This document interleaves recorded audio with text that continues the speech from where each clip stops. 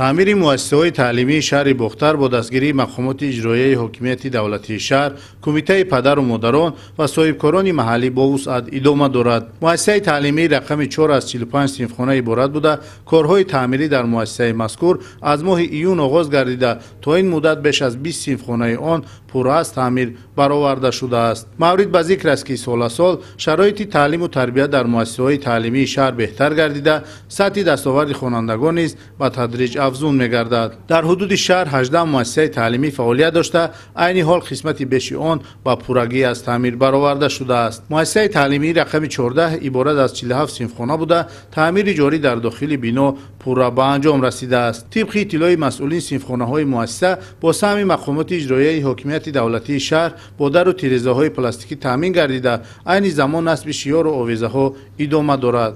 روند تعمیر در مؤسسه رقم 14 از ماه ایون آغاز گردیده تا به امروز ادامه دارد. عین زمان 47 صنفخانه مؤسسه از داخل پوره از تعمیر برآورده شد. از حساب بودجه محل در 100 کوادرات در و تیره‌ها پلاستیکی کرده شد. از حساب کمیته پدر و مادران 10 صنفخانه از تعمیر برآورده شد. ما کوشش میکنیم که تا انجام آخر ماه پوره مؤسسه را از تعمیر برآوریم.